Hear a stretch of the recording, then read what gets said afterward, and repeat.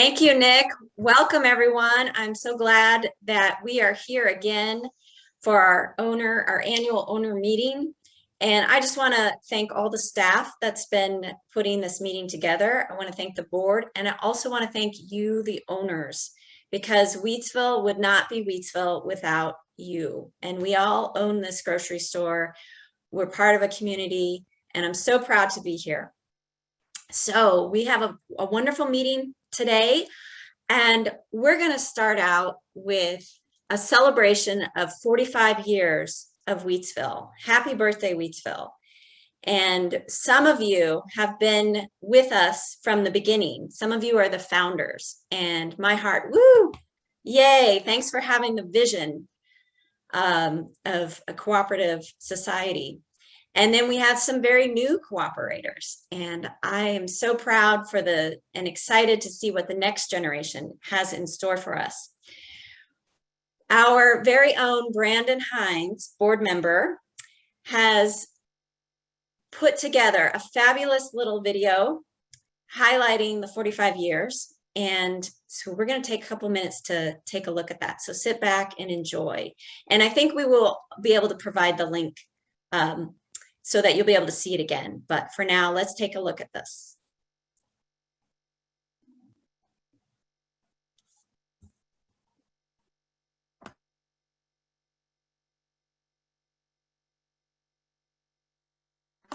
Nick, do we have volume on that? Do you want to pause it and start it over again with volume, maybe?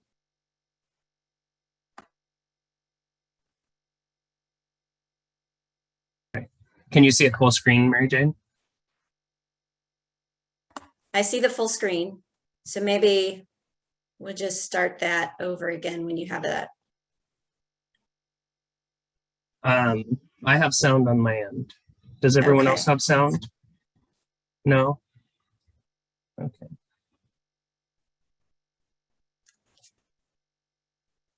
We'll just take a moment, see if we can get that taken care of. Okay, we may have to just listen to it without the sound at the moment.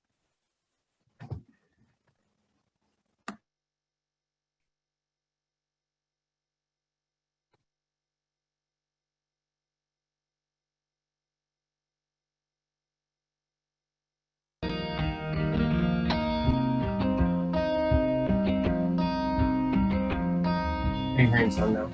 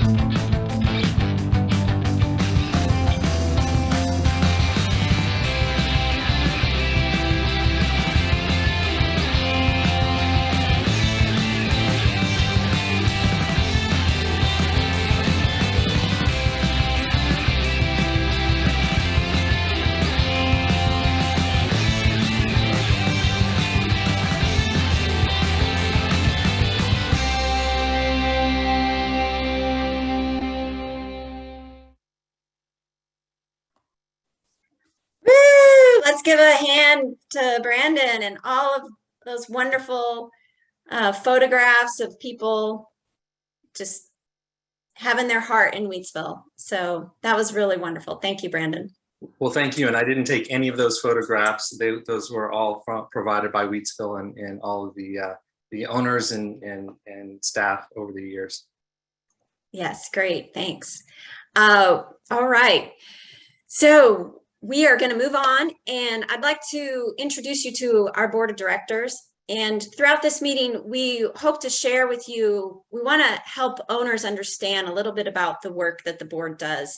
And while we introduce ourselves, each person is gonna just say something that they maybe have learned about from being on the board, or something that will just maybe give a little window as to what the board does. And I'll start with myself. So I'm Mary Jade O'Connor, and I'm currently serving my second term. Now, terms are 3 years at a time, and then there is a maximum amount of terms that you can have in a row. I'm in my second term, and I'm also on the Owner Engagement Committee, and I chair that. So there are committees that board members are on, and there also will be committees that owners could be on too, and we'll hear about that a little bit later. I would like to say that being on the board, I value getting to know how Wheatsville is making its unique cooperative stamp in the very competitive Austin grocery market. So I also like to introduce Rachel Fisher, who could not be with us today because she is a farmer and she is working hard to put food on the table. And next we have Megan. Megan, can you unmute yourself and introduce yourself? Hi, I'm Megan McDonald, and I am serving my first term and third year on the board. I am also a member of the Owner Engagement Committee, and I have loved being a part of this board, representing all of our amazing owners and getting an inside look into how cooperative ideals and values translate in the competitive grocery store world. Thanks. Thanks, Megan. Do we have Brian here? Is Brian here? I don't see him. All right, we have Stephanie also, who could not be with us, or she's here on the call, but I think she's in a place volunteering at another organization that she can't unmute. So she is on the Audit and Review Committee. And we have Brandon. Hi, I'm Brandon Hines. I've actually served 2 one-year terms, because sometimes you get slotted in when there's not an opening for a 3-year term. So I've done 2 one-year terms, and I'm about halfway through a 3-year term on the board. And I got involved with Wheatsville. I've lived in and around the Wheatsville Guadalupe location since the early 90s, and just loved what it's done for the community, loved the spirit and the vitality of the entire organization. And so I'm really involved in Wheatsville to kind of help perpetuate that and to see what more good we can do for the Austin community. Great, thanks, Brandon. And Jason. Hello, my name is Jason Bourgeois, and this is my second term with Wheatsville on the board of directors. I'm also a member of the nominations committee and serving as chair, joined by Brian Gilechik, and then I'm serving as secretary. And I think of the many things that I enjoy about serving on the board of directors, one of them is the opportunity to see just how inclusive our policies and procedures are, and just the opportunity to work with the other board members to bring forth your interests, and that has resonated in the deliberation we do together. So thanks for joining us today. Thank you, Jason. And last but certainly not least, we have Rosemary Klee, who has tirelessly served as our president and has helped us navigate waters that are always interesting. So I'd like to introduce Rosemary as she introduces herself, and then we'll continue the meeting on into her message and reciting the ends. Take it away, Rosemary. Thanks so much, Mary Jade. I just want to say good morning and thank you all for joining us today for our 45th annual meeting. So I'm Rosemary Klee, and I am currently serving as the president of the board. I'll tell you a little bit more about myself. I think this is, Nick, you put those ends up and I'm raring to go to talk about them. So let's do that. Here we go. Can we make that a little bit bigger?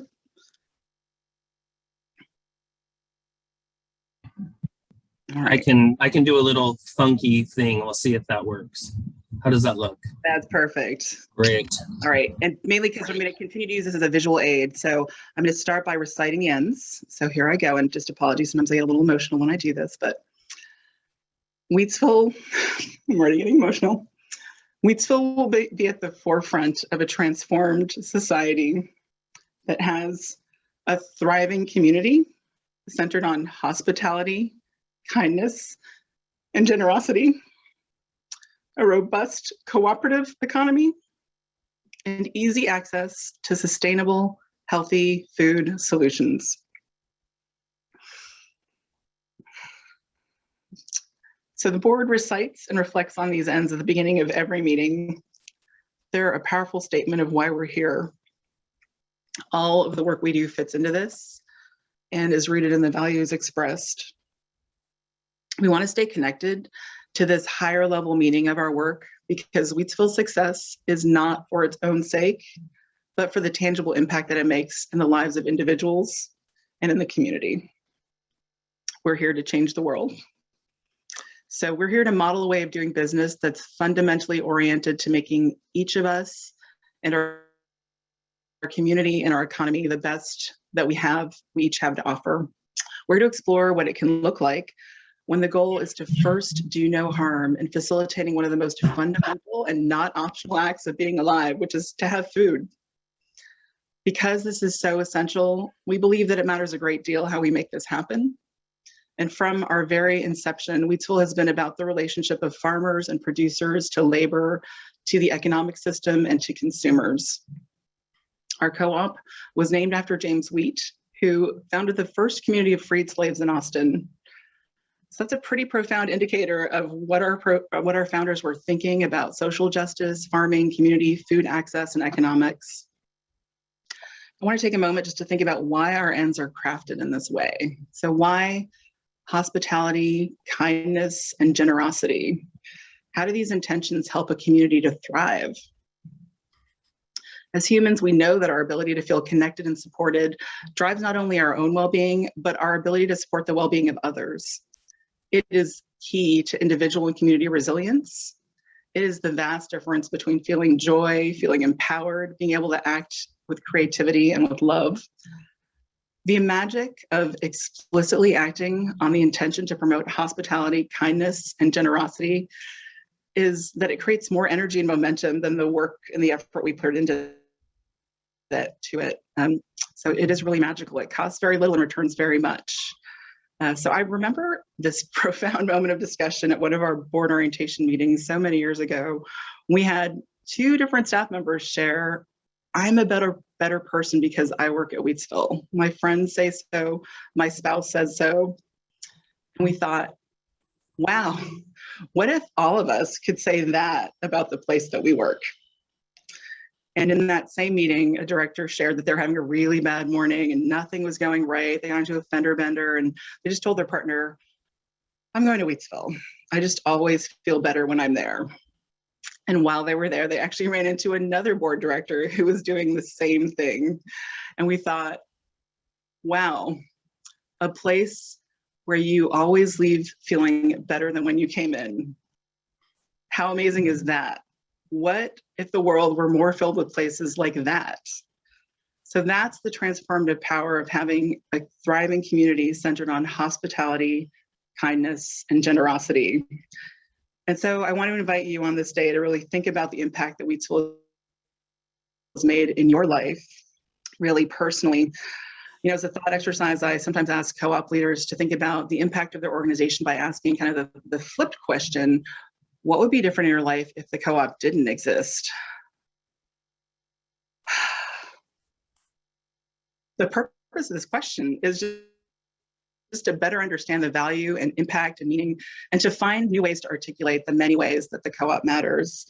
So I really hope that you'll also take some time to think about what impact Wheatsville has had in your life. And I invite you to share your stories with us, because hearing from you is really, how our ends are made meaningful, and they help us better understand ourselves.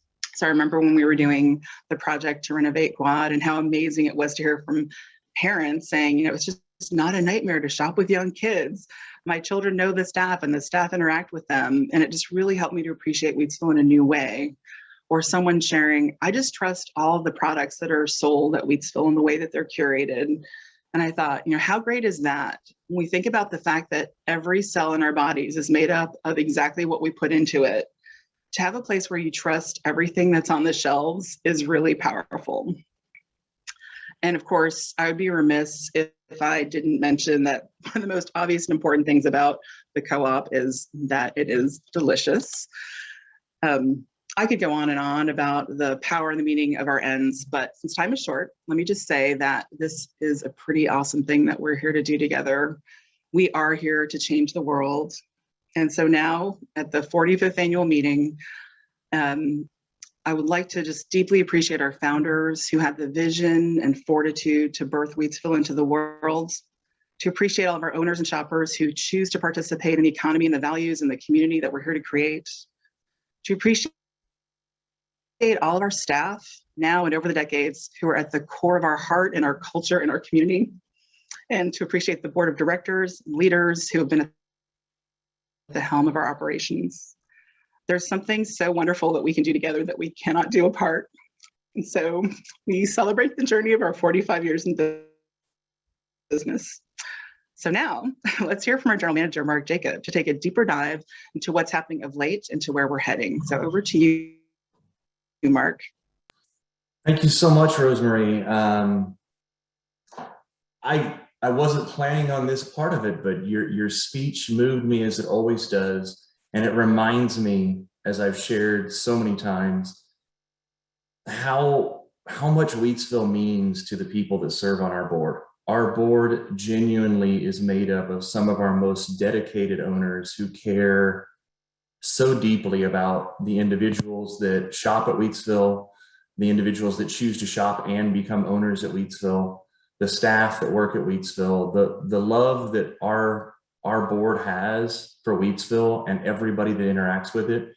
It means something, and how diverse our board is, from farmers to architect or to engineers to attorney to whatever role they happen to do in their own world. It's just, it's compelling to me to be part of that. So being part of Wheatsville has been a great honor of my life, and I appreciate everything that I have had the opportunity to get to do in my couple of years here so far. I do want to start with just saying thank you so much to all of our owners and shoppers. We could not do this without you.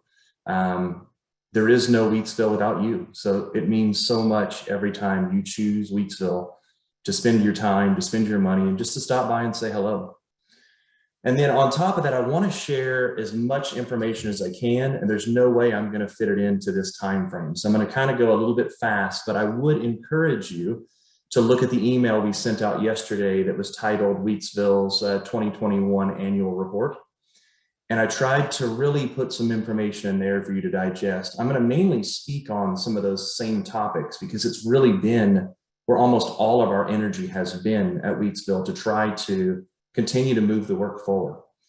So we really bucketed things into 3 categories this year. The first one just being people matter, and people matter at all levels. Specifically, when I'm talking about people matter right now, the 2 areas that I'm going to focus on is our staff and our shoppers. One of the most exciting things for me right now is with all the challenges and issues that have come up all across the cities for so many employers, Wheatsville has been able to maintain its turnover almost half of industry standard, and well below the interactions that I've had with other grocers out there, to the point that it is just demonstrating how dedicated, how fiercely our staff care about our co-op and how much it means to them. And one strong piece of evidence that any leader typically uses to evidence how does the staff feel about working in their organization. So having that level of turnover is a very strong message for us. We also got a staff-wide survey a few months back, and again, the staff-wide survey shared the same compelling information. We saw some of our most important indicators on that survey go up, and we continue to try to make sure that we are constantly pushing the envelope forward on how we do the best we can each day with how we interact with our staff and what we provide for them from a working environment, pay, benefits, whatever that may be. One of the most important things to staff is oftentimes their career path and internal promotions. And if you looked at that note on there, I'm really proud of the fact that our senior leadership team is made up of 80% of internally promoted staff. And that just demonstrates that it's always important to bring in some level of outside perspective, viewpoint, thoughts, and perspectives with that, because you don't want to just end up talking to yourself all the time. But to be able to constantly promote 70 to 80% of your internal staff to every level, including the most senior leadership roles there, that has meant something to our staff, and we will continue to do so. I'll especially call out a couple of those staff members that just made such an impact over this last year that have developed their career. Nikki Nash spent 22 years at Wheatsville and a variety of different roles, and it was integral in every foundation that we have laid.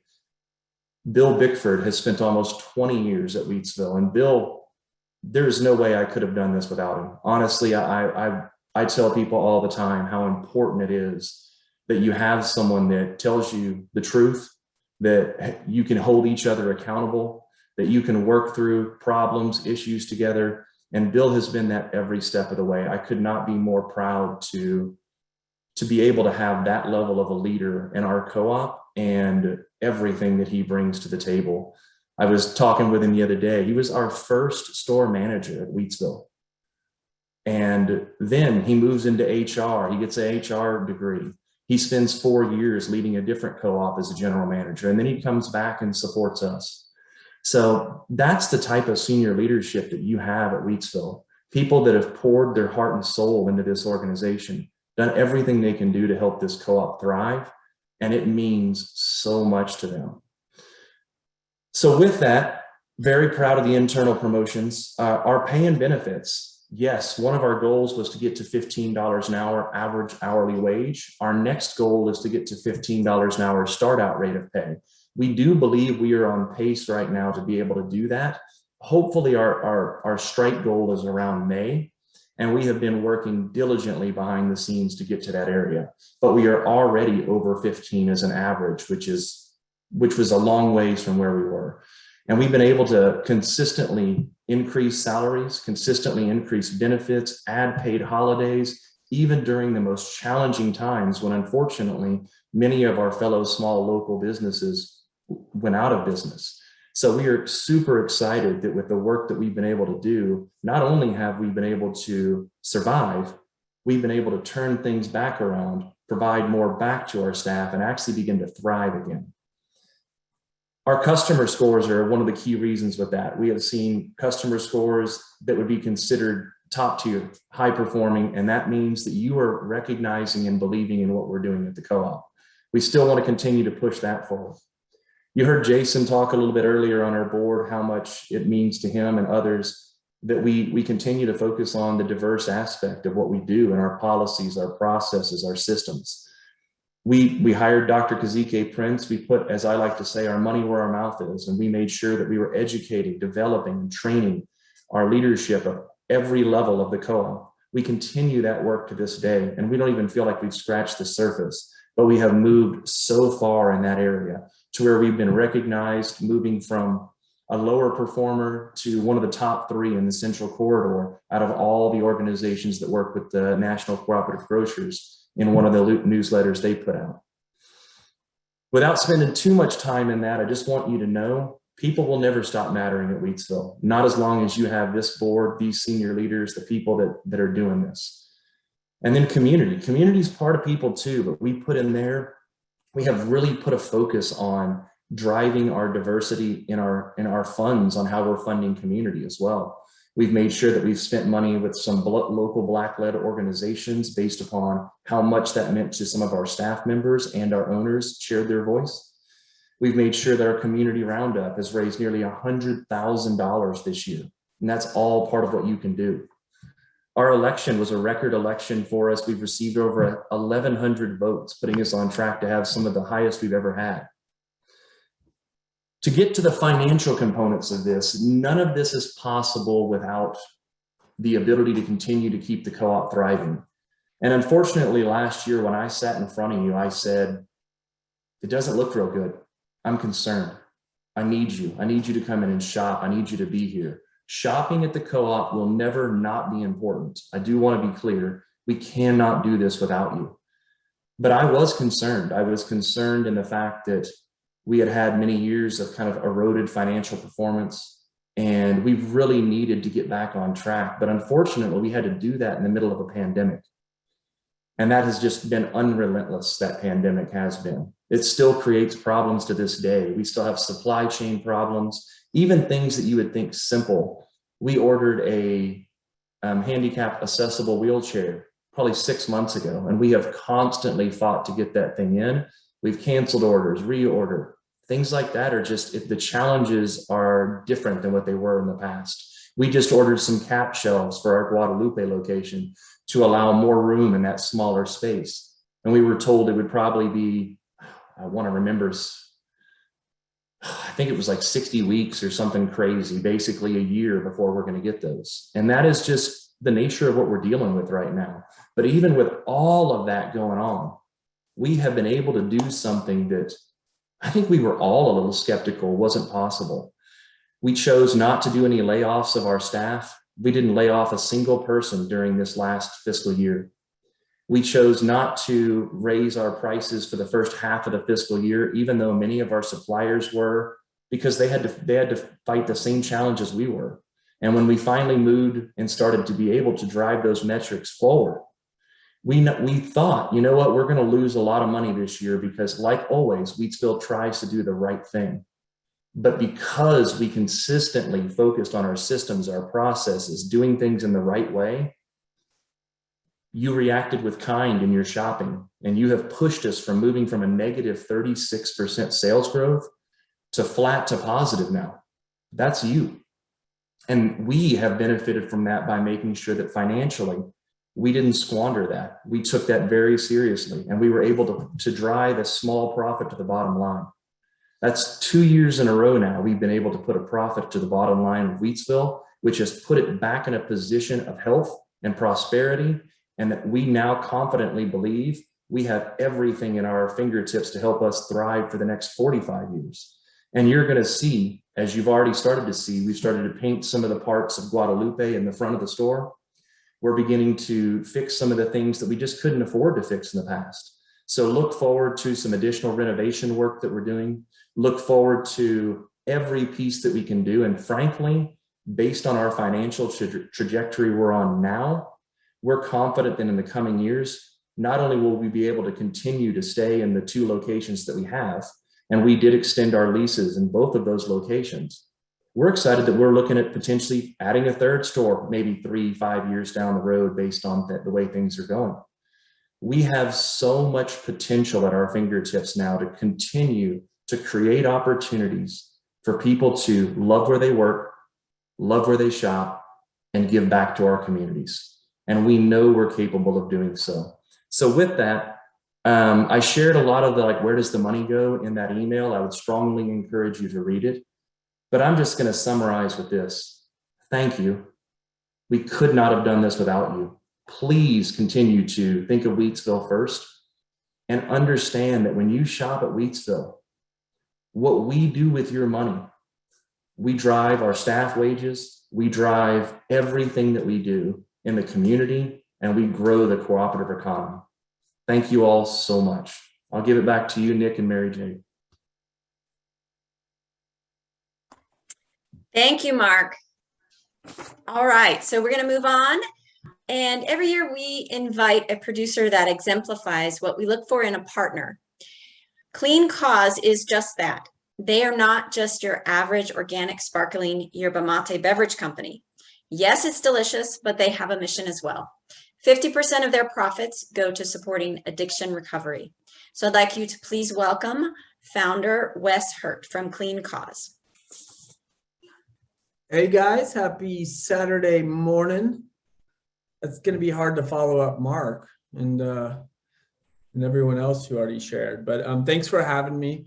It's crazy. It's 45 years. I've lived in Austin 40 years. I remember when the location on Guadalupe was far north Austin. And I know everybody's got a story if you've been in Austin, but 40 years is legit. Anyway, so you know, just to share a little bit about my background, my name is Wes. Like I said, I've been here for a while in Austin and seen how crazy it's grown and all of the changes over time. I'm a father of 2 boys. I'm a serial entrepreneur, and I'm a person in recovery from alcohol and drug addiction. I'm 7 years sober, and life's pretty dang good even when it's bad. You know, what some folks don't know about me, if you've been here in Austin, which you guys have for a long time, is that my first venture was a cupcake business called Hey Cupcake. And it was really weird because during that time in my life, I was like deep in my addiction and I was selling cupcakes. So those were kind of juxtaposed, but I got to laugh a little bit sometimes, or I just cry about the past. So anyway, but Cupcakes to Clean, you know, and we founded our company much like you guys on a mission, and ours was that 50% of the profits would go to support individuals in recovery from alcohol and drug addiction. And to date, we've granted over 2,300 sober living scholarships, representing over $1.3 million. And so we're really trying to do what we say, which is what I'm hearing from you guys in terms of, you know, values all the way down to actually manifesting them. So it's cool to see that other, you know, companies lead the way. You know, I wanted to, you know, just share that, you know, or a little bit about our give back is that we do sober living scholarships, and we're meant to be very practical, just as part of Maslow's hierarchy of needs, people getting off the streets or out of jail, or coming out of rehab. They needed a little space for grace to try to, you know, to try to get a job and a little opportunity to establish a recovery routine. What's cool about that is, you know, you guys give back money, you give back to the farmers, you have this give back that I kind of, for lack of a better term, see it as vertically integrated, you know, but you guys are even giving back when you carry products like Clean, because one cool aspect about our brand is that we give where you swig.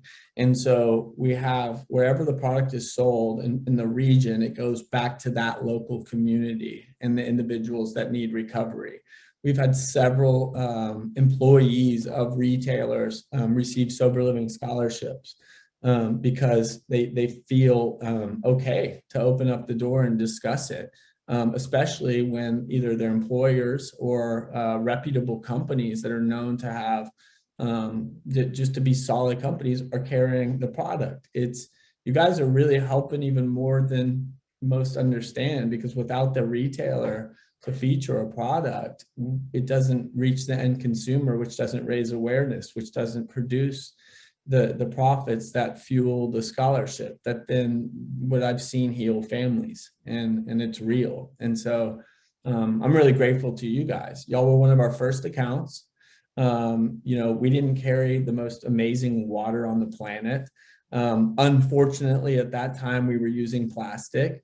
But, you know, you guys like showed some grace in that, and were, you know, leaned in on the mission side of things. And you're like, okay, you know, and I got to tell you, to be one of the first retailers to get behind a brand from a guy who's newly sober, saying that he's given 50% of the profits away, and then that's a good idea to do business with him. Look, I don't know, man, but I appreciate you guys taking the risk. We're really grateful for the Austin, and you guys, again, being one of the, y'all are one of the originals. You're one of the ones that we all get to look back, and regardless of how Austin changes, to say that was one of the originals, and that it's representative of Austin when you think about the landmark businesses here. Y'all are one of those ingredients in that smoothie, so to speak. I couldn't think of anything else, guys, so I just went with the smoothie. But anyway, you know, I don't. I'm really grateful for you guys, and I'm sorry, I've been painting a house this morning, my house, and so I'm kind of like just disheveled a little bit and a little bit all over the place. But you know, again, without you guys giving us an opportunity early on, and honestly, I didn't know much about that. And I'm going to say this in the best way, that you guys really drink your Kool-Aid, like y'all, because I don't know if that's a good expression or bad, but you know, I hear it. You hear it all the way through it. So thanks for being a believer in your own stuff and doing what you say you're going to do, because that's rare. And to me, in this day and age, that's a competitive advantage, because the assumption I have now is that the world is broken, that things are typically not going to work out that way. But having dynamic people that are purpose driven and actually put money where their mouth is, but follow and rather lead with their heart, which is just rare because it defies greed. And so I'll stop with my TED talk. I don't know where that went, guys. I was on a roll. But anyway, y'all have an opportunity to have a sample of Clean if you'd like it. If you want to learn more about us, please check it out. We have some really cool stuff cooking. We're going to be launching a nonprofit. I hired a director, and it's game on. Clean Cause is not the solution, but we're going to be part of one. And so without retailers like you guys, we can't do it. So thank you guys, and I hope you have a rocking Saturday. I'm going to go try to finish my paint job today because I want to finish something. All right, you guys have a great one.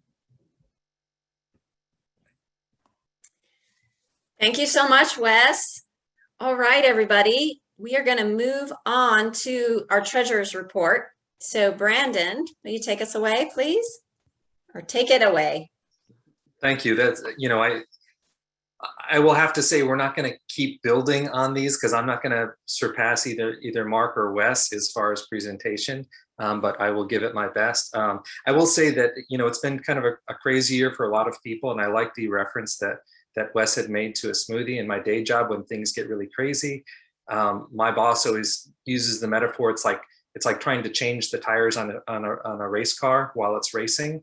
And, that never resonates to me, but smoothies do. So I always think of it as like trying to make a smoothie from inside the blender. And that kind of feels like how things move sometimes. But anyway, it's been a challenging year, and there's been a lot of focus to get through that year. Mark did a great job on kind of explaining what that took. And it really took a lot of focus and energy from our leadership, the hard work and dedication from staff, the continued support of our approximately 26,000 owners and countless shoppers. And this is all a big balancing act from providing goods, good value to the shoppers and quality products at reasonable prices, maintaining a good financial strength and stability for the co-op, equitable compensation for staff, fair treatment of small growers and producers, and then having the time, energy, and resources left over after all of that to give back to the community and help grow the cooperative economy. And so these are things that we should all be really proud of. And as a part of the Audit and Review Committee, which is we've established in part because Wheatsville falls under the Texas Business Organization Code 251. And so we've got requirements that we have to maintain a business. We have to maintain financials. We have to communicate these financials to owners, and we need to make sure that kind of everything is running and communicated effectively. So as a part of that, I'm the board treasurer and the chair of the Audit and Review Committee. So one of the components of the Audit Review Committee that we do is we look to make sure that that the financials are in order, that the financials are communicated. And as a part of that, we engage an independent auditor because we are not skilled or practitioners necessarily in the area of finance.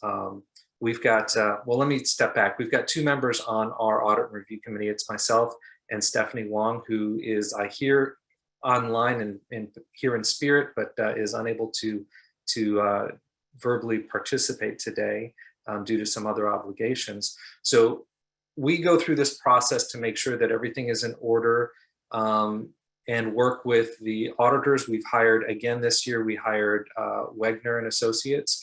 They specialize in co-ops, so they understand the nuances of the bookkeeping challenges of a co-op, tax handling of various items, and they help provide guidance and produce the end financial and tax reports. So as going through that, and I'll be mindful of time, I know we're running a little over.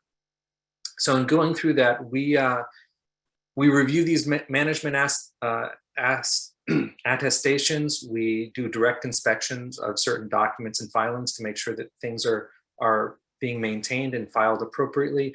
And then we hire the independent auditor so that we can use that external perspective as a cross-check of everything that we're seeing internally. I would like to say that as of, let me get further down. So Wegner has provided the audit. It is a clean audit. The finances look in order, and I will say, to reiterate what Mark said, is through all of the financial challenges, through the business operations, we're able to secure a modest profit. There's annual reports that are being distributed. If you have any questions or want to have deeper conversations, I want to let you know that we're here to help support the owners and provide any commentary that we can. So with that, I want to cut it short so that we can get back on time and leave plenty of time for the question and answer at the end. Thank you, Brandon. Nick, do you have a couple of reminders? And then we will move on to Riley as she gives us some information about our current election. Yeah, I just wanted to remind everyone that this is a great time to drop your questions into the chat. So if you have any questions for the board or for Mark, then please set them into the chat and I will read them when we reach the 12 o'clock hour. And I also wanted to remind everyone that if you go through the chat, you'll see a link to a form to sign up for coupons. So everyone that attended here that fills out the form will get 4 coupons in the mail. There's some great ones. You'll get to try Wes Hertz product, Clean Cause. You get a big discount off of a big shopping trip. There's some deli discounts. There's some free product. So this is definitely a good thing to do. And I'll be sending those out on Wednesday because up until then, we have the Step Up to Savings coupon. You want to take advantage of this. There's 3 coupons in one. You can take $5 off a $50 shop. You can take $15 off a $100 shop, or you can take $40 off a $200 shop, or you can have all of them. It's a big week here at the Co-op for Savings. Please come in. Please show your support. It's a great time to save. So I'll let Riley take on over. Hello, everybody. My name is Riley, and if you didn't already know, we are in the middle of our fall annual election. We currently have 1,124 votes in the election, which is just amazing, seeing how, as last year, we only had 1,034 throughout the total election.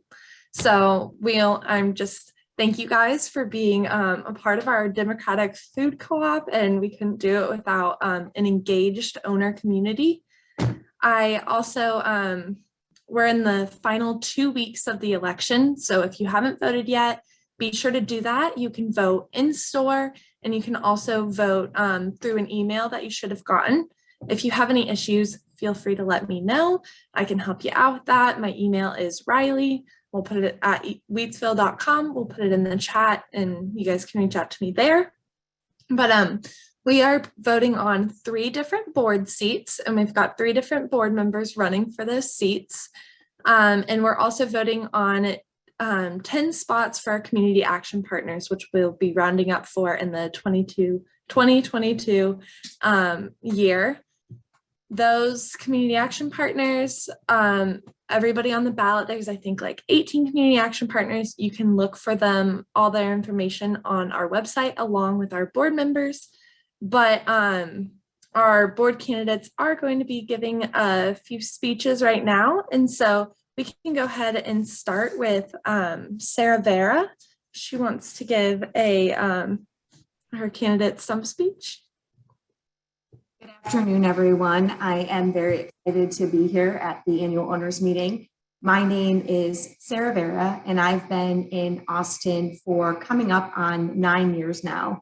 I am a frequent shopper at the South Lamar location, and just immediately I connected with everything that Rose said. Was just fantastic. I found myself getting emotional, and it was just wonderful to hear that that's how we have those experiences when we go into the store, because that's ultimately why I'm so excited and passionate about joining this board of directors. When I first went into Wheatsville, I think it was, over 6 years ago, I was just immediately drawn into how incredibly helpful and welcome and nice the staff was. And I think I spent over an hour just going down every single aisle, and I was just fascinated with not only the food, but also with the household products and personal care products. And I really do feel like it's an all-inclusive one-stop shop for me, and just really find myself going there as a destination versus, crossing it off on my list. I'm a chief HR officer at a financial credit union here in Austin, Texas, that is locally owned and operated. And I have led the HR team there for almost 9 years now. And so it was wonderful to connect and hear, and with everything that Mark was saying in regards to the goals and objectives. And so I've actually had 20 years experience in banking and credit unions, and over 20 years experience with human resources. I have my undergraduate degree in HR, and I also have my master's degree in HR. And I actually recently started adjuncting and am teaching graduate level human resources classes as well. So I have a true passion around HR because our people are our greatest asset. That, coupled with my passion and interest in food sustainability, offering healthy products both on the food side, household and personal care product, is why I'm interested in joining the Wheatsville Board of Directors. I'm just super excited about the opportunity and looking forward to advancing the mission, values, and principles that we've spent time reviewing and going over today. So looking forward to that opportunity. Thank you. Thank you, Sarah. Can we hear from Megan now? Hey y'all, I'm Megan, and like I said earlier in the meeting, I am currently serving my first term and third year. I have been an owner for the past 10. I am also a member of the Owner Engagement Committee, and I just joined the Sustainability Committee, something I feel very strongly about. That was recently started by Riley. Wheatsville is one of my favorite places in Austin. When I shop at Wheatsville, I know that the money I'm spending is staying within my community, supporting local farmers and suppliers, employees, and other important community organizations. I've had such a wonderful time serving as a board member. I can't tell you all how much I've learned in the past 3 years, and I'm committed to continue growing my understanding of governance and how to best support the mission and goals of Wheatsville. It's been a pretty wild first 3 years with lots of changes happening within Wheatsville and the world, as we all know, but I am so proud of how this board and how staff have handled all the challenges that have arisen. I'm honored to continue representing owners on the board. Thanks. Yay, thank you, Megan. And last but not least, we have Rosemary. Thanks, Riley. So great to hear from our candidates. Sarah, really excited to have your candidacy, and Megan as well, and your continuing leadership on the board. You've already gotten to hear a lot from me, so I'll keep it really short. I'm a civil engineer by day, specialized in transportation and water resources, and I have lived in Austin for over 25 years. This is kind of my second time around on the Wheatsville board, and I am at the end of my second 3-year term, so running for a third.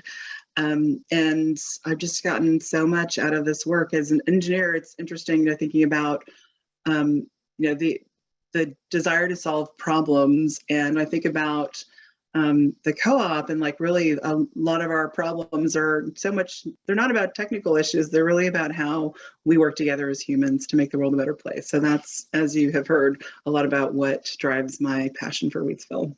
So thank you so much. Thank you, Rosemary.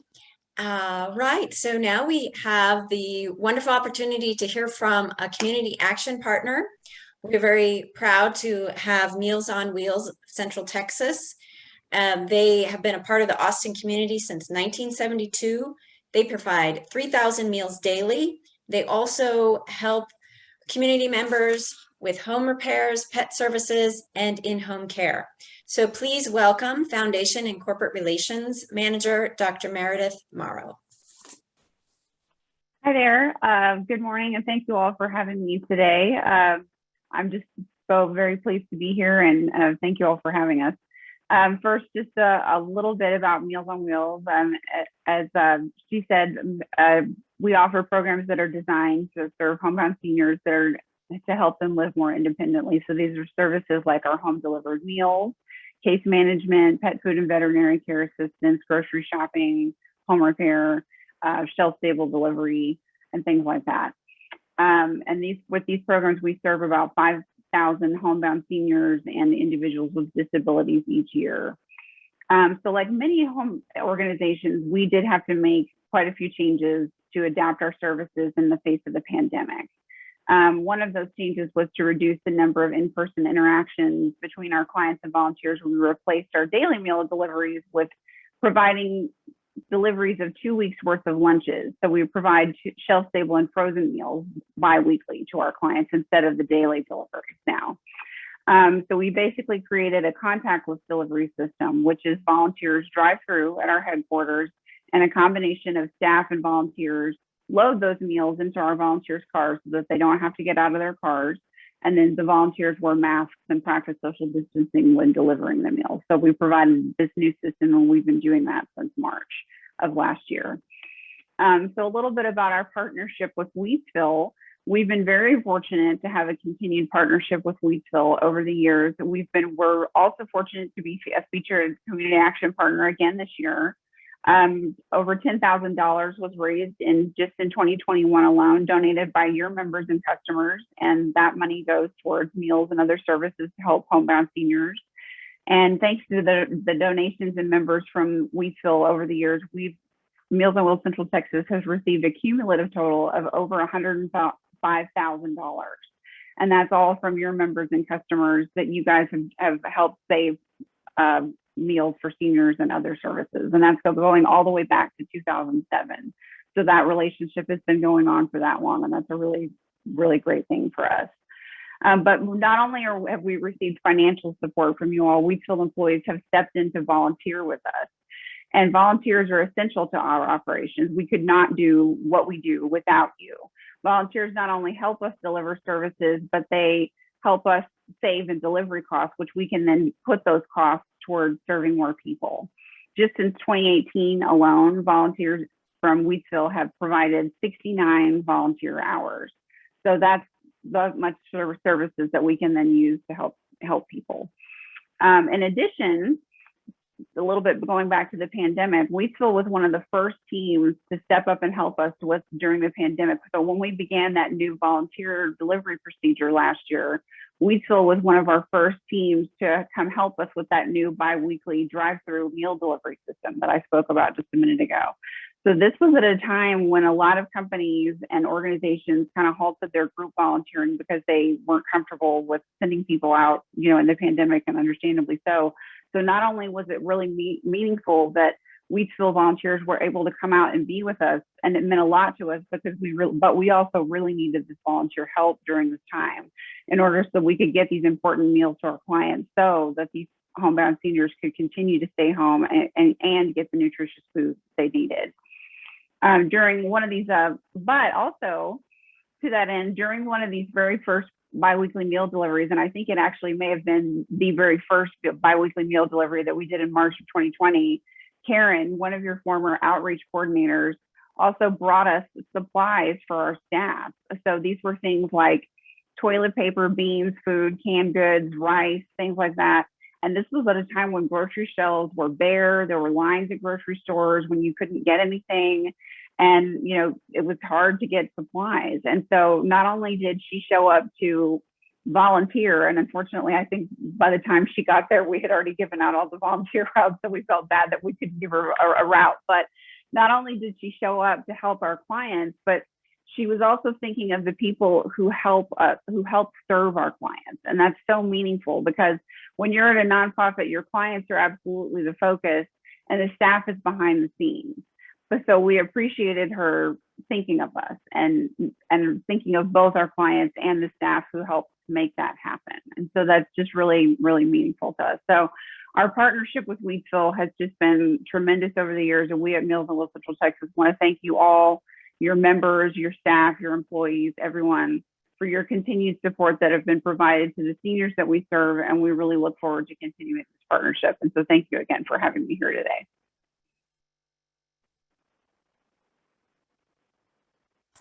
Thank you so much, Meredith. All right, everybody. We are barreling down at the end of this meeting, but we have just a couple more announcements, and then we will keep the meeting open for Q&A. So Jason, would you be able to give us some comments about running for the board and a couple of other reminders? Sure. Thank you all for joining us. I'll be brief, but it is important to us as part of perpetuating our board. Our work is really trying to identify candidates and also make it transparent, the process to become involved with the board. And so each of our candidates that you see on the ballot have met the following criteria. They are all fully invested owners at the co-op in good standing. They all chose and participated in a board orientation session. They submitted a current resume along with 2 references. They also attended a regularly scheduled board meeting during the election process. And then in addition to confirming that they will abide by the board of directors, our code of ethics, as well as agree to participating in our cooperative board leadership program. These are some of the criteria. These are all of the criteria that these candidates have met. And so that is also how anyone can become involved in running for the board. But in addition to that, if you find that maybe serving on the board is a larger commitment than you have, we have other opportunities to participate. We have a number of committees. We have our nominations committee, we have our audit and review committee, we have our owner engagement committee, and our newly started sustainability committee. Thanks, Riley. And so it's just important for us to make sure that you guys know that you're aware of it, become involved in one of those. Just reach out to our board email, and what we can do is follow up based on your interest in which committee could be the best fit or which committee has the most need. But we just want to make sure that it is transparent, that there are opportunities to be involved, from being on the board to being on the committees. But then lastly, the one of the best ways you can show your support is we have monthly board meetings. Every month we have a board meeting. We have our agenda posted on our Wheatsville website. Please come out, attend a board meeting. They're virtual right now.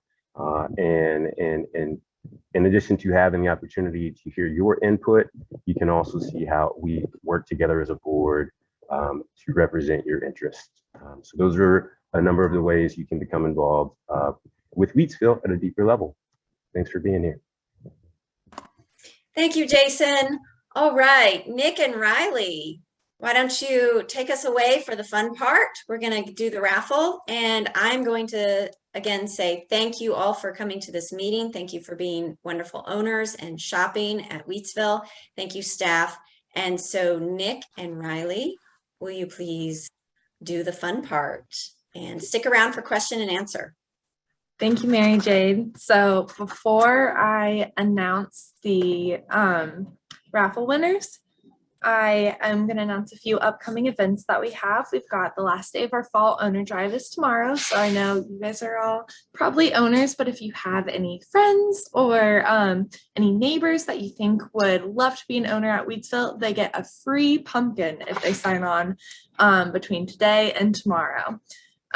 We also have Trick or Treatsville coming up. So this was something that we started last year, but on October 31st on Halloween, both of our stores are going to be open for a few hours, and well, we're going to be open the whole day, but for a few hours in the evening, we're going to be having candy at different departments that children can come and trick or treat through the departments of Wheatsville. So we'd love to see you there.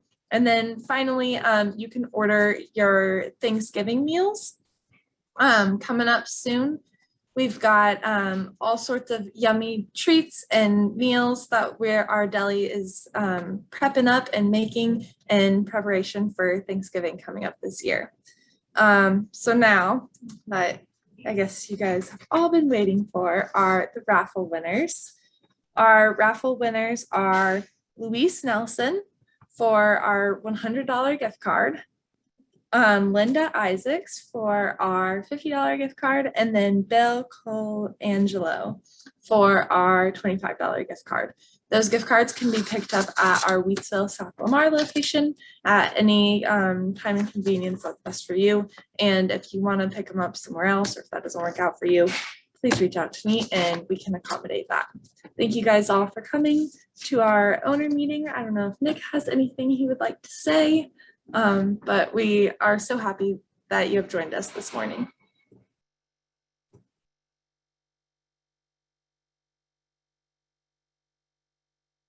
Hi, y'all.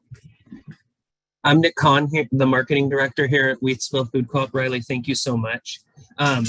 You know, there's something that I did want to talk about, and I'm not quite sure if Mark brought it up during his meeting. I was checking the comments section here. If you haven't been to our Guadalupe location, I highly suggest that you come on by.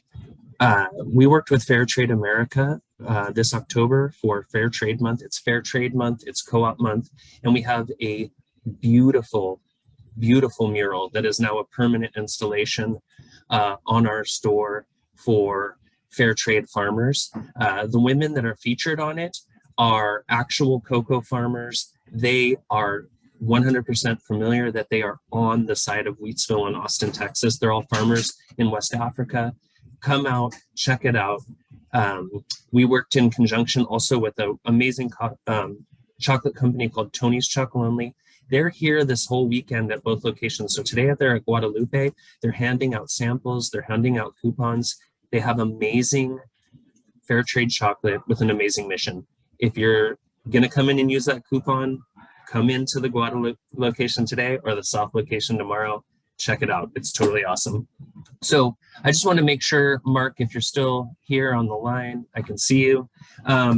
Most of these questions are operational questions. And what I have done in the past, if you've attended one of our GM, Meet the GM meetings or Meet the Board meetings, they're usually a little bit smaller groups, so I'm able to unmute the person because I can find them a little bit easier. I may have a harder time doing that today. So I'm gonna read your question. If I can find you, I will unmute you and you can engage with Mark or the board of directors, but it might take me a second to find you. So just let me know. The first question I have, Mark, and this might be something for Wesley, but it was a really good one. And it is timely because we're in Fair Trade Month. This is from Krish, and they ask, as a newer Austinite, one of the first things I did was sign up to be an owner at Wheatsville. And I'm so glad I did. Very proud of this co-op. Keep up the good work. One area in which I feel there may be some scope for improvement is the bananas you carry. I've always wondered and asked at the South Lamar location why we don't have fair trade organic bananas like some other stores. That's the only reason I'm forced to go to other places to shop sometimes, and I hate it. Are there any special supply chain issues in general, not at this point in time, that make it impossible to keep those in stock? Yeah, I'll start with saying I do not know, but my commitment is to find out. And what I mean by that is, whenever Nick said this may be a Wesley question, Wesley is our purchasing director, and his role is really focused on ensuring that we are constantly adding new items, keeping the right mix, bringing in the items our owners are asking for, and just continuing to keep it fresh in that way.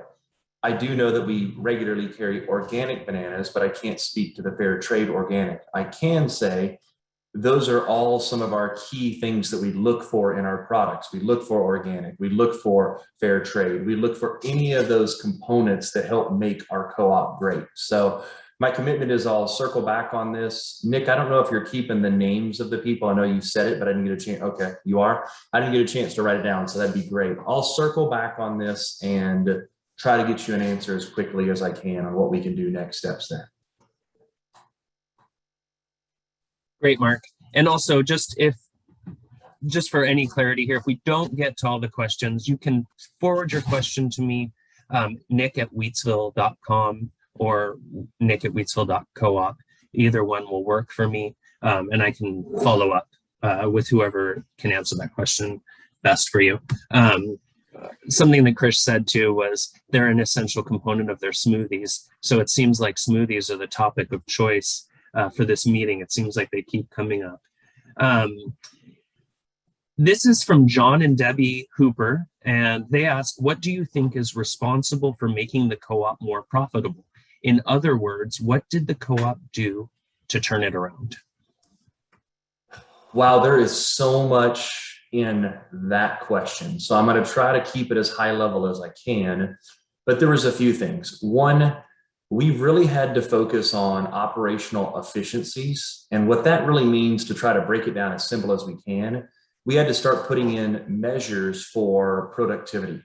So how our teams worked, what we expected from ourselves and each other, and how we were going to be able to produce at a level that met our customer needs, but also allowed us to be financially stable. So short answer is our teams are more productive than they were in the past. Secondarily, we knew that there were several things we were holding on from a pricing perspective. And we also knew, as I shared earlier, that was not the case for our distributors, our suppliers. Prices were going up all across the board. Wheatsville has a commitment to making sure that everyone across the board is paid a fair price. So we were the ones that were eating that, if you want to call it that, and it was eroding our profitability swiftly.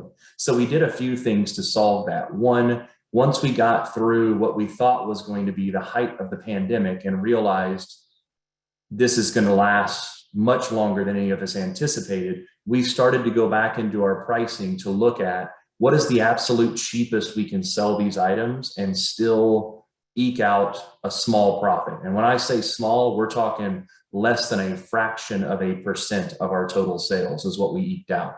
But that's a heck of a lot better than losing money. And then on top of those two big ones, so we're more productive. Also, where we've changed the pricing structure to match just to eke out a small profit. We also did a few other things. For example, we looked at our cleaning services. We had a cleaning service that came in, did all kinds of great cleaning work for us, but we realized that was a much more efficient process and cost affordable process as we brought that in-house. So one of the things that we did is we created a role, and this is one of the people that report directly to me. We created a role called facility manager. Even with their salary that we're paying that person, and they were a long-term Wheatsville staff member for about the last 10 years, this was a nice promotion for them. But on top of that, even with their salary, we have been able to save in that one position alone with this last year and some of the changes we've made about $150,000. And that came through some of the efficiencies we did from that cleaning service. It also came through Wheatsville has invested in this staff member. We are actually paying for him to go to college and to get part of his degrees into HVAC, into refrigeration, all of the most expensive things. If you think about a co-op, we got a lot of refrigeration. We've got big stores that require a lot of AC work.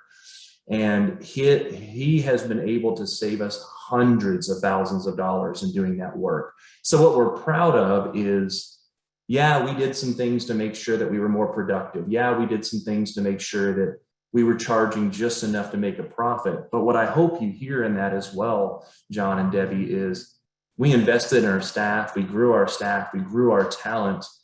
And with that, it has also saved us money. So it's really a win-win-win across those boards.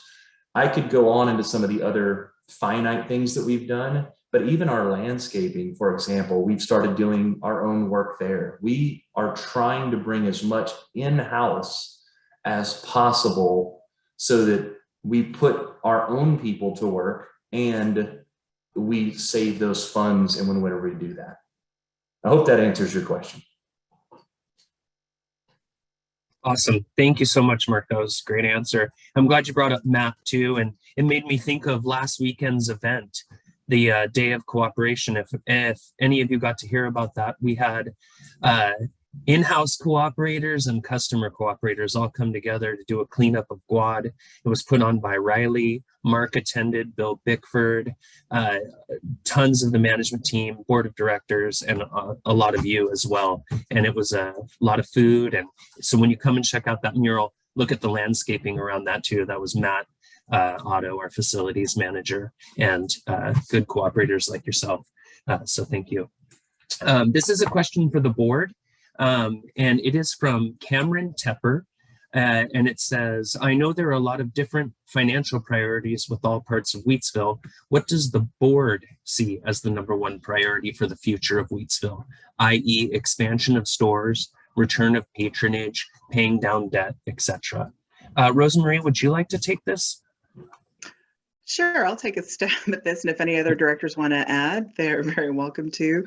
I think that really we've been focused a lot on just how much has changed in our organization and in the world around us. And so actually the work that Mark describes of really ensuring a sustainable way of operating our business has been a high priority. So it actually has been a long piece of work to get to the place where we're at the right size for our sales volume in terms of labor, efficiency, margins, etc. So that's definitely been a really important thing in terms of board focus, because we want to make sure that there's the operational focus on that. The work around diversity, equity, inclusion has also been a really big focus for the board, something that is in our DNA and our roots as an organization. And of course, there are a lot of things that happened over the past couple of years to especially bring that to the foreground, issues that were always present. So don't want to make it sound like that's a new thing, but really knowing that we really need to deepen our engagement around that work. And then going forward, I think it's going to be an exciting time seeing the financial footing and the sustainable ways that the kind of knowledge and tools that we have now, the systems that Mark has really helped bring to the co-op in his time leading the organization on the operations side, that is really going to set us up for really thinking about what is next. So we know that there are things going on in the community around food access. That was actually part of what happened during the kind of period of federal granting of investment money for recovery and creating community sustainability and resilience. So we know that the city of Austin is actually really asking more questions about food access, and we are engaging on that front. We are also a partner to an organization called the Austin Cooperative Business Association. And so their job is really promoting the cooperative economy in Austin. And so we're looking forward to kind of continue to partner with them and build on the kind of work that they're doing in the community. And then as Mark mentioned, this is kind of exciting and emerging front for us. It's not something we've yet spent a lot of time on, but we've always seen that the power of the co-op is amplified through the size of the economy that we can build. So growth is not for its own sake. And we've had these really interesting conversations too, like, would we be okay with having, going from $20 million in sales to $40 million in sales and having the same number of owners? The answer is no. We really want people to see that being part of the organization is a value, and that's part of how we create impact in the community. But of course, growing the number of stores that we have is the ability to have better co-op jobs, more cooperative economy in terms of local producers. So that's always been a goal for the board, and it looks like with the kind of financial trajectory that Mark has helped put us on, that's going to become more and more real as a topic for us to focus on in the coming years. So that's how I would answer that question. I would invite anyone else on the board who wants to provide some thoughts to also add. Yeah, I would just, this is Brandon, I would just add maybe a couple of other items. One of the discussions that we have every year, the topic of owner patronage has come up, and that's something that we'd like to get, it's a part of profitability, is you have to have profitability in order to do owner patronage. And that's something that we all feel strongly about and are looking to figure out how to make that happen, how to bring that forward sooner. So that's all a part of this mix. And as far as growing the cooperative economy, certainly one of the things that I raise questions about all the time, we strategize, we talk about, is we've got about 26,000 owners But we've got new generations coming, you know, kind of coming through this Austin community. We've got a lot of people who are transplanted into this Austin community. How can we engage a younger generation, a lot of transplants, to understand what cooperatives are about and why a cooperative is important?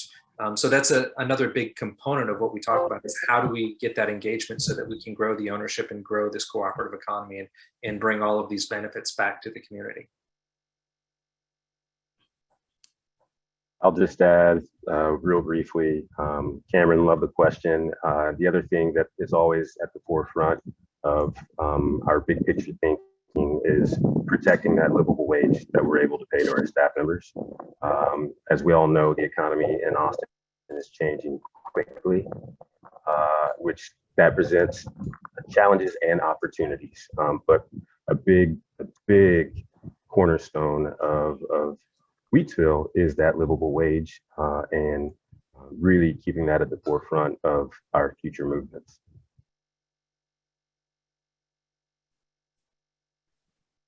Nick, I'm not on the board, but I would share the board was very clear with me.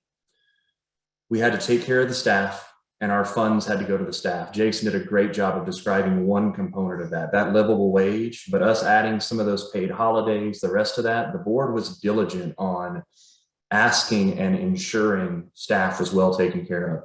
Safety was another big one. They wanted to make sure that we were keeping good equipment. We were updating our equipment. We were doing, even if you go in our Lamar store, we've made changes from cords that went across the floor. We've done drop cords. I tried to take as much of, and safety really comes back to staff and shoppers again. And then the other big one they pushed initially was protect the co-op. We have to get the co-op back to a healthy place for the next 45 years. All the other things I said, of course, the board believes that's important, but that's the three that I would have said they pushed hard on initially. Take care of the staff, make sure our stores are safe, and that we are updating and keeping the right equipment for our shoppers and staff, and then protect the co-op. Absolutely. Thank you guys so much for sharing that. One question I want to jump back to, I'm starting to sound like a broken record a little bit, but we had some late additions. Carissa asked about the coupon that's currently going on. Carissa, you don't need a coupon in your hand. You just go ahead and you either buy $50 worth of product, $100 worth of product, or $200 worth of product, and your cashier will immediately apply that if you are an owner. So no need to worry. You just come on in and shop, and those are 3 coupons that you get. So $200, they take $40 off. $100, they take $15 off, or a $50 shop and they take $5 off. You can use one or all 3, but you have till Wednesday to do that. And then I'll be sending out coupons for everyone that attended this meeting, as long as you follow the link in the chat. Okay, great. There is a question for Riley, and I want to make sure that we get that to her, because we will be wrapping up soon. And if I can find it here, from Gloria, she says, how do we get a nonprofit on the community partner list? Good question. So on our website, there is a nomination form for our community action partners, and that opens up every year at the beginning of January for the following year. So for example, our current election is going on now, and we are voting for community action partners that will be on the docket for the 2022 year, but in January 2022, we will open up the nomination form so you can submit your nominations for any nonprofit that you like through that form on our website, and that will be on the ballot next fall for the 2023 year. We then choose community action partners just based on our values and give it to our owners to vote. I hope that answered the question. Thank you so much, Riley. Okay, so now we have one, and this is probably from Mark. Luis Nelson, I think that's one of our raffle winners, said, I'm curious about where in the Austin region Wheatsville is considering expanding. And that's the question.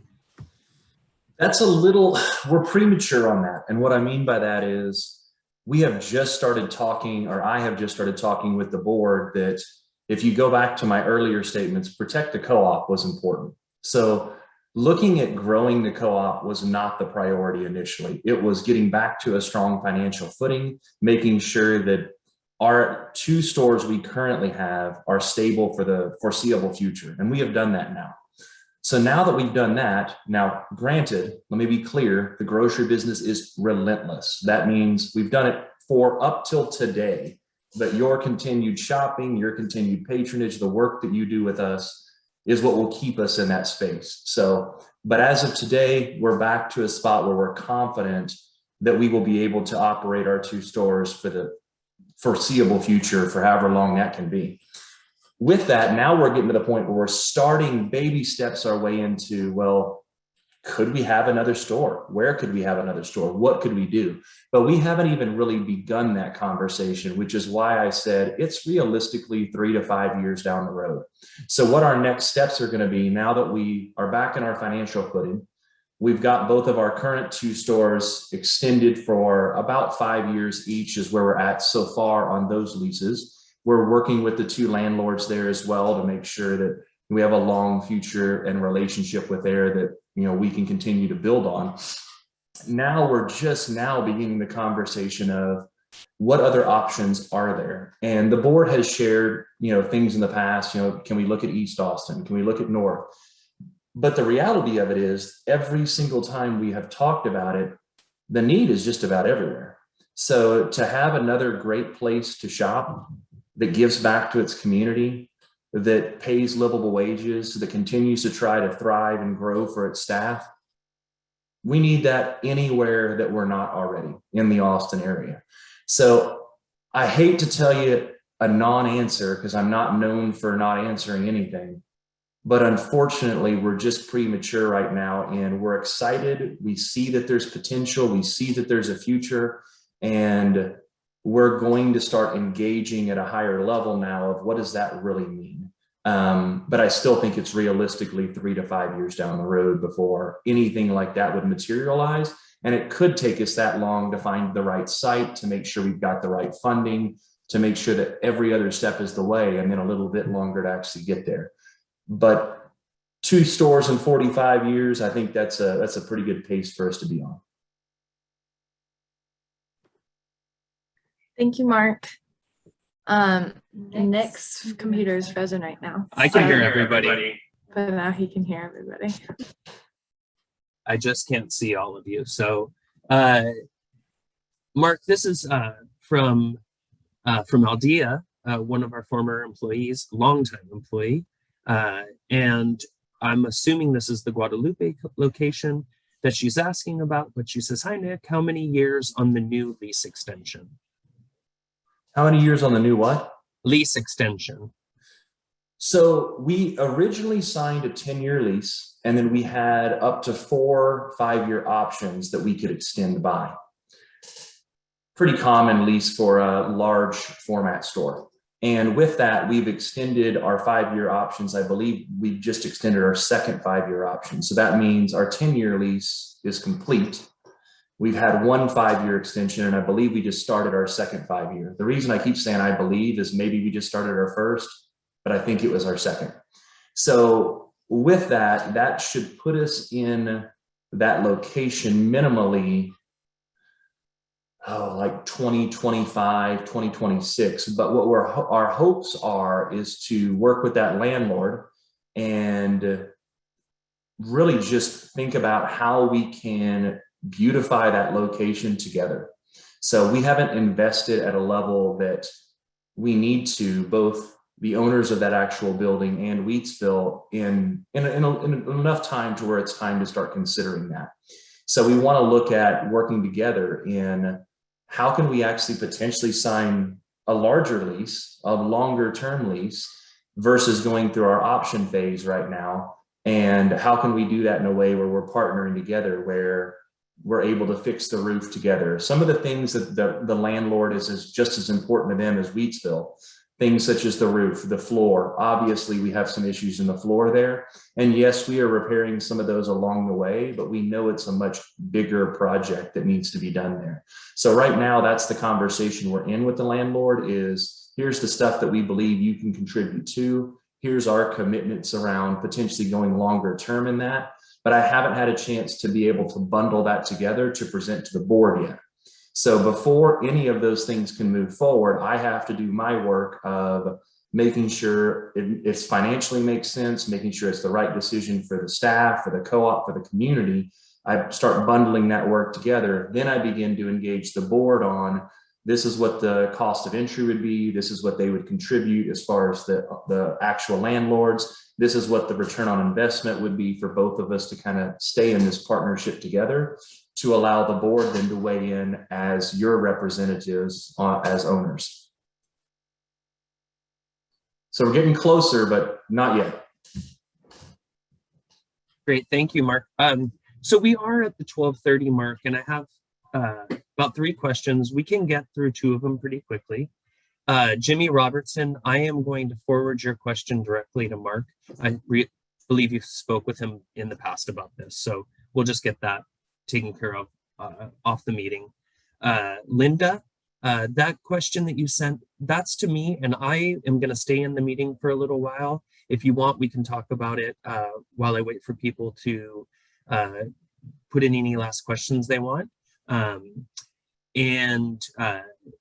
The last one is from Christine. It might require a little bit of conversation, so I just want to let everyone know we have reached the mark if you'd like to stay. I'm going to pass it on to you, Mark, but it might require some discussion from the board, and it might be something that we have to take offline. Carissa just put in something. How can we get more info on committees? Jason, I believe that they can just write the board email. I will respond to Carissa. And the question here is from Christine, and it says, I was curious if there are any thoughts going on with the $165,000 in 2013 investments that are currently retained by the co-op being offered out to other current investors or new investors? Yeah, I think I'll definitely ask the board for help on some of that, but I'll start with, there was a question earlier about like, hey, what is the board trying to pay down the debt? What is the board, engaging the general manager to do financially? And one of the things that we've really focused on is our investor shares, all of them have matured at this point. And we have been redeeming several of those for owners who got to the point where they needed to use that money for retirement, needed to use that money for whatever they wanted to use that money for.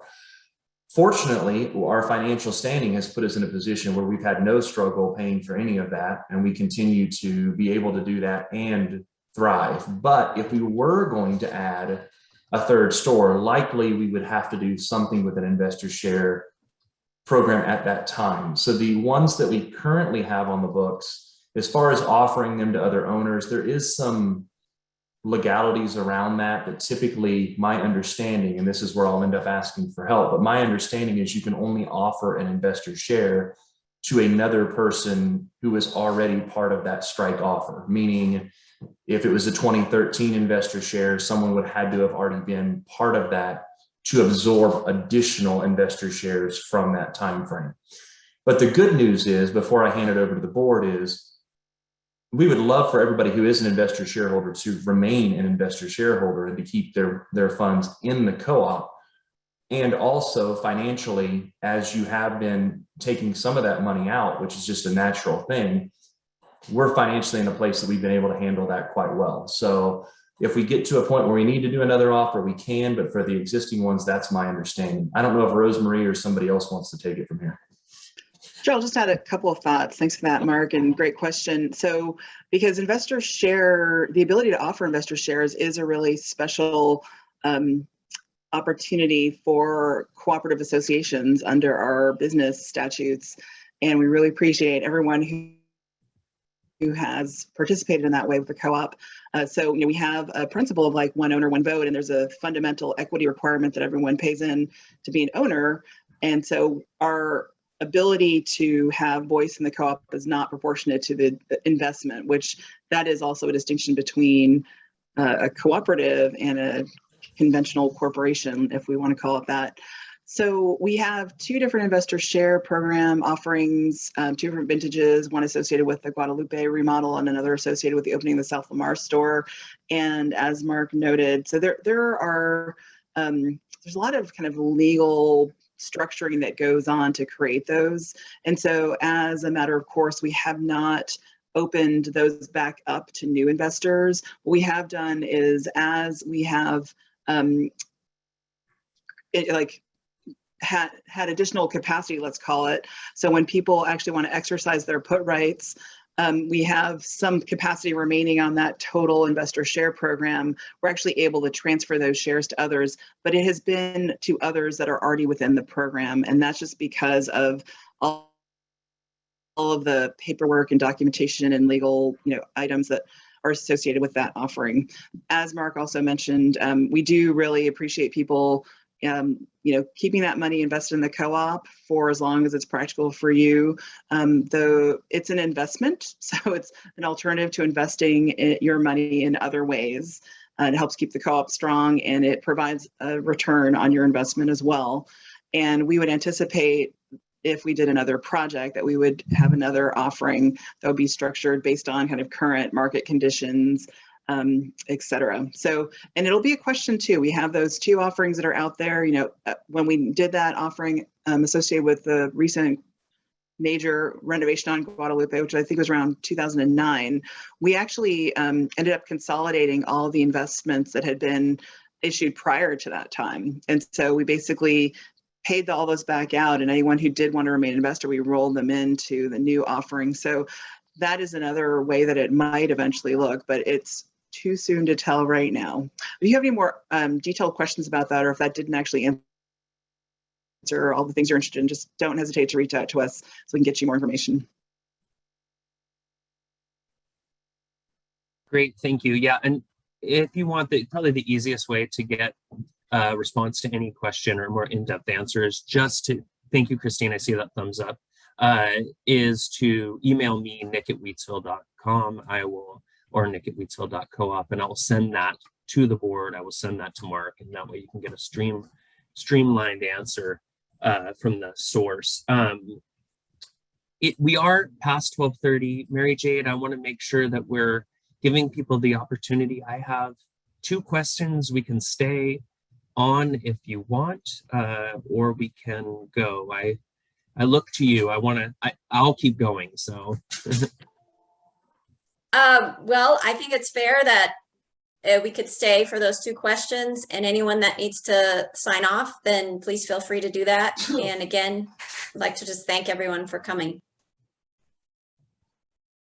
Absolutely. Thank you all so much. Mark, I think this is a really pertinent question, and I just wanted to keep you here for a few more minutes. This is also from Christine, and they say the South Lamar location has limited deli counter hours due to employee staffing shortages. Are we nearing a tipping point with additional services or parts of the store being limited due to the same staffing limitations? Is the Guadalupe location seeing more, less, or the same staffing issues? That is an excellent question. For a while, we thought we were immune to this, even though it was happening all around us. And then in our delis has been the only area so far that we have been severely challenged. So to answer the first part of your question, no, we haven't seen this issue across any of the other parts of our stores. We have been able to continue to staff. Our retention is very strong. I shared earlier, our turnover is low, especially compared to industry average. So we haven't had an issue staffing or retaining or keeping the things in the right way for any departments other than our delis. The delis has been by far the most challenging departments. It's not even close. And I can't say I've read every article out there that is like trying to explain why the food service industry is kind of in that crunch. So I have a lot of speculation why it's that. but I don't have any like, well, for sure, this is the reasoning. What we have done is we've attempted a few things in the deli as well. First and foremost has just been re-retaining our current staff. So going around asking, like, if you want to call it stay interviews, why do you want to stay here? What is it about it? What can we do better? How do we continue to improve? Because nobody gets it perfect. Nobody is ever always going to get everything right. So we're seeking to understand and learn what we can do in that way.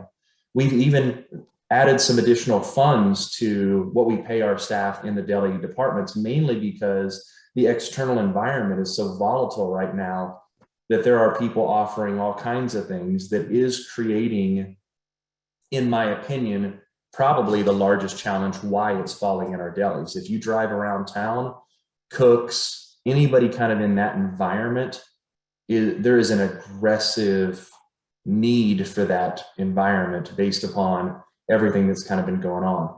But in short, we're actually starting to see a little bit of traction here and a little bit of headway to begin to hopefully be able to reopen our deli in the South Lamar location to our full hours. We've been able to maintain our staffing at a level at Guadalupe where we haven't had to constrain hours. And then on top of that, we want to make sure that we're back to being able to produce everything that we produce, because specifically at South Lamar, for those of you that come, that shop, that buy out of our grab and go cases, that buy out of our hot bars and the rest of it, not only have we had to limit the hours, we've struggled to keep up with the demand of some of those products. And our delis are such a foundational part of what people think of when they think of Wheatsville. So good news is we're starting to see it tip a little bit more in our favor.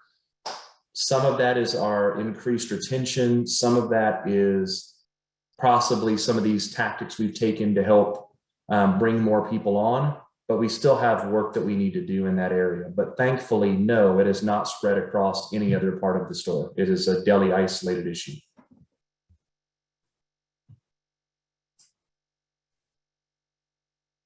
Well, this is great. Thank you so much. I think that we have all of our questions. I have ones that require more in-depth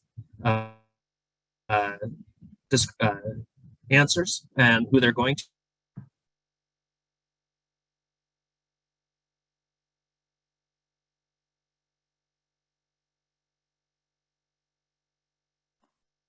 Looks, Riley, did we lose Nick? He's frozen, but we're done. Here's all he was saying. Okay. Great, everyone. Thank you again so much. What a lovely way to spend a Saturday. And I just want to thank Nick and Riley and Mark and the board and all of you wonderful owners. We will see you again next year at our annual meeting and also at all the wonderful events that we plan for the coming year. We'd love to see you at a board meeting, and have a great rest of your weekend. Thank you, everybody.